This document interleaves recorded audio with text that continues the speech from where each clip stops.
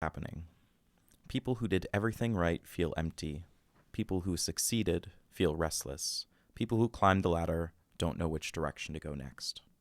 This is what transition looks like.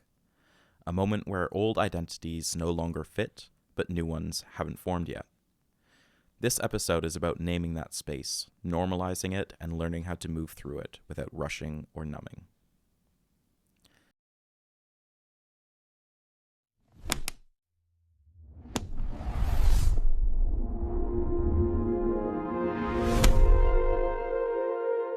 Welcome back to Loop Season 1.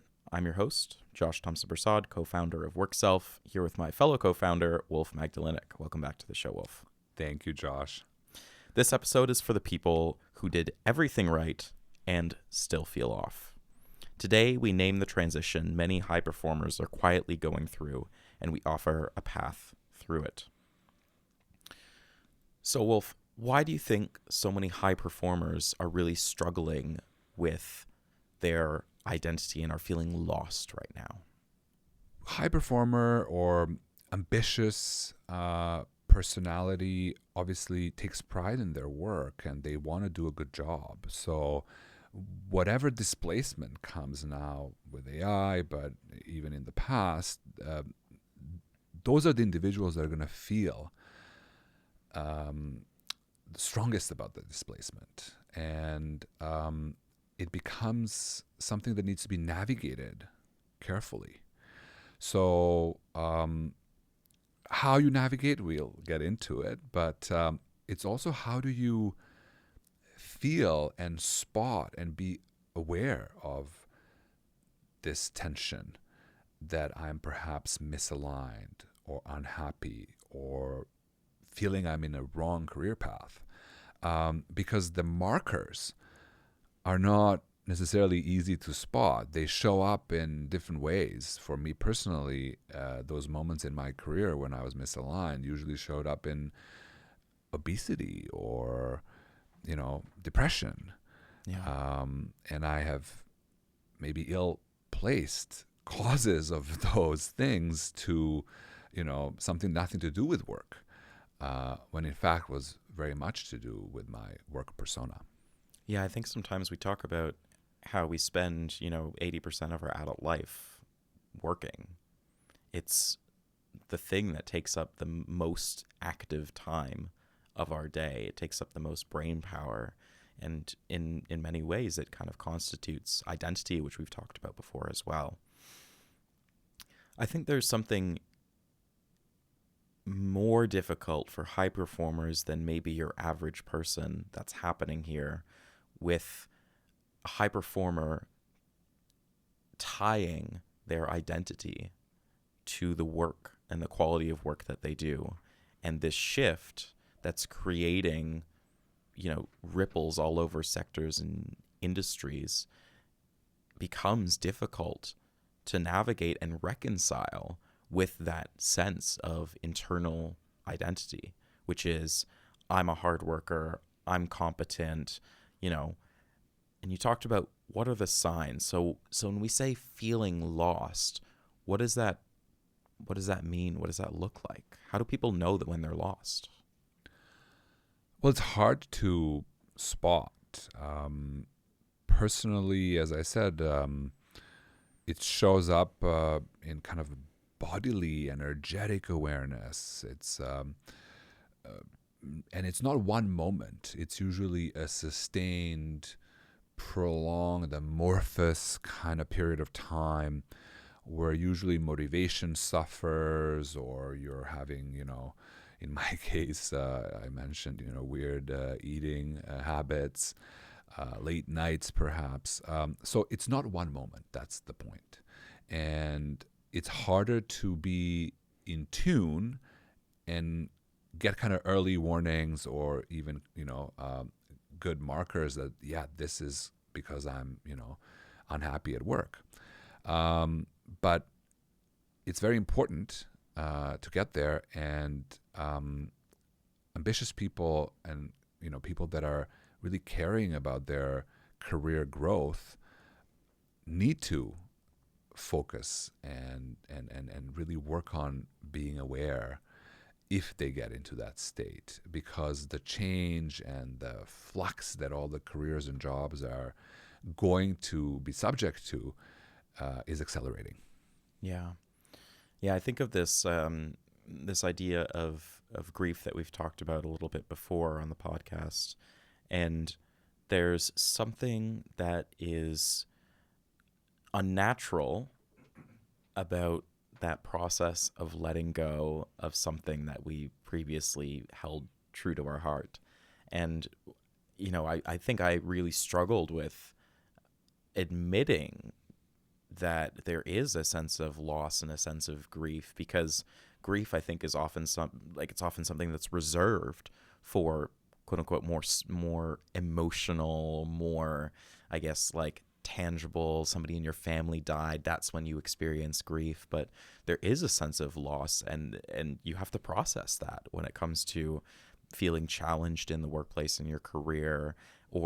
And I think this can show up in a lot of different ways. It can show up, as you mentioned, in physical symptoms with exhaustion or confusion or, you know, lower performance. But I think there's also, you know, there's outward signs as well, as like missing out on a promotion or applying for a job and going through the interview process and not getting it.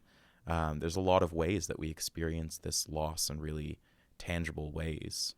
So, and you've talked a little bit about moving through that yourself. How did you process that loss?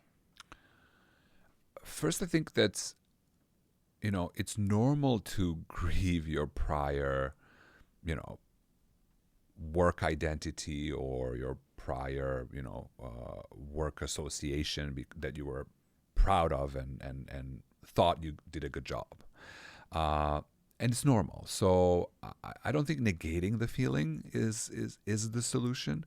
You kind of have to have a natural time and space for it to be fully processed. That said, there shouldn't be too much fear of then switching context or exposing yourself to something new, because I have this great sunk cost of all the industry knowledge, technical skills I acquired. And thus I'm so locked and loaded in that identity. That is a con of, or a negative side that's maybe, preventing me to be adaptable and being able to switch context and thrive in different situations. So I guess what I'm saying is it's okay to grieve and be proud and wanting to do a good job, but it's also necessary to be able to switch context and rebuild. Yeah, in our conversations about the book when we were writing it, we involved a professor from Rotman, John O'Dwyer, who was an amazing guy, yeah. quite a character. And I remember him talking about this exact thing of, you know, feeling and moving through grief and this process of reinvention, and it's one that's intentional, that it has to come from you, of your own volition, of your own agency. You need to own the process that you go through in terms of this transformation. And I think it's something that I see with a lot of my coachees as well, is the easiest coachees to work with are the ones that know that transformation is necessary, and they're keen to explore that. They want to change. And it's something, it's difficult to describe, but it's something in their eyes that I can see. There's a fire there. There's a fight. Mm-hmm. They want to move forward. Yes, they're feeling challenged, but they want to move through it, and they want to be successful on the other side. So in this process of change, transformation, and reinvention, what should people stop doing and what should people start doing? Yeah, it's a great question. Well, stop feeling like you are locked and loaded in one career path or predicament. Limited. Yeah, it's not the case. That thought might live in your head, but it's actually not the case, because you do have this capability through AI acceleration, lots of kind of tech enablement and tools to really do damage in various career paths and vigorously pursue them and be successful at them. But you need to start rebuilding your sense of self and tying your self-worth to not just the job and the function, but your true motivators, your true talents. And then it becomes identity that stays with you regardless of the career path or job you pursue. And I think it's going to be earning dividends going forward when there's so much flux in jobs or types of tasks that certain jobs entail, as more and more work is being automated. Totally. And I think one of the concepts that we talk about in coaching is this idea of a locus of control. And we usually break this down by things you can control directly, things that you cannot control directly but you can influence, and then things that are beyond your control. You can't control directly, you can't, or indirectly, you can't influence. They're just beyond your control. And in this time of transformation, like, the pace of change is something that we can't control. It's happening whether we like it or not. But that internal narrative, and we talked about, self-limiting beliefs of trusting the process of transformation, of defining the self before somebody else defines it for you. I think those are really powerful tools in our toolkit within that bubble of things that we can control. Because otherwise, I think it's very easy to feel swept away by the world and by this wave of change. Indeed, yeah. And it's a bit of a process. It requires a bit of a time. It also should be part of the holistic system that, you can test. So it's not like, believe. It's more experiment. And expose yourself to different situations. Do a mini version of a career path that could potentially be even tangential or exotic to you right now, and then see how it feels. Yeah. And, talking about your own career and where you eventually settled sort of as a tech entrepreneur, when did you feel that it was right for you? Yeah, so it's, for me personally, still evolving. My entrepreneurship career started after 10, 15 years in capital markets finance, and so corporate world, both on the trading floor and then as a management consultant. So the first 10 years of entrepreneurship with my prior company were difficult. And the difficult part was this notion that I should maximize, productivity, time, output, minimize time, maximize output, create most value for, investors, for clients. But then I didn't balance that with my own self-worth and feeling that I'm doing a good job. So I was so subject to any business cycle fluctuation or macro industry fluctuation that is outside of my control, but my identity and self-worth was so tied to it that it was really hard. And what I've learned is that, I always wanted to do a good job, and I always wanted to, be more, in tune with practices that are productive and, move business forward, but not the expense of me feeling completely, misaligned or like I don't exist if the business doesn't exist. Yeah. And what is it about entrepreneurship that fuels you internally? Well, I love creation from zero, so I like the spot where we're building something.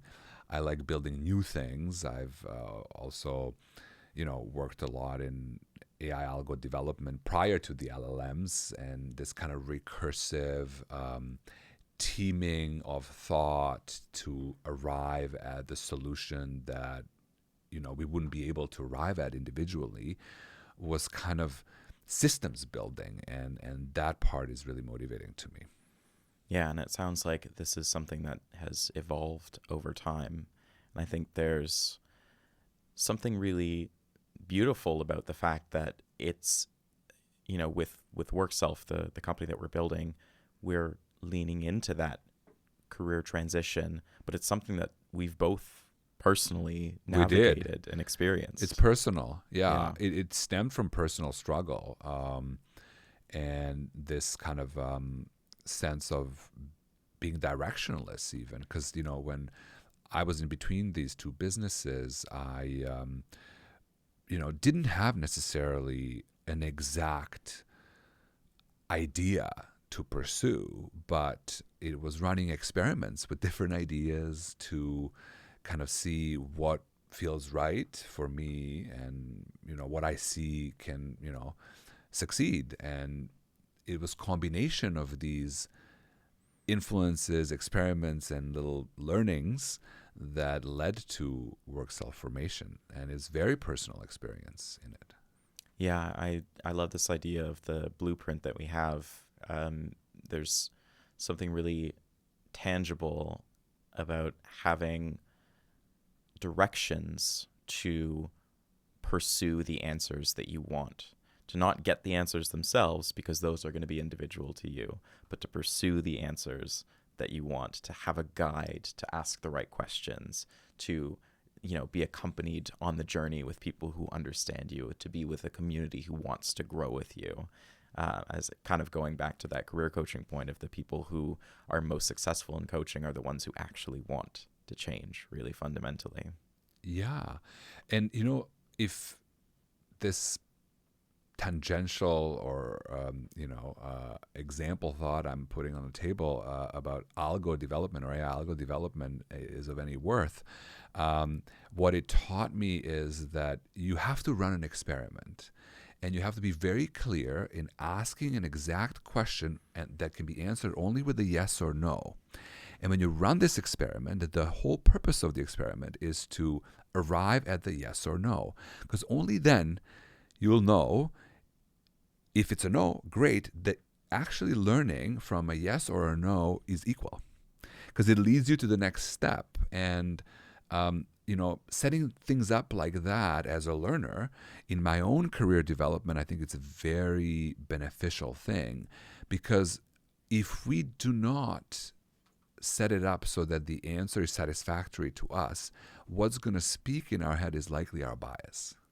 And it's the inner voice that actually judges without any fact or information. Yeah.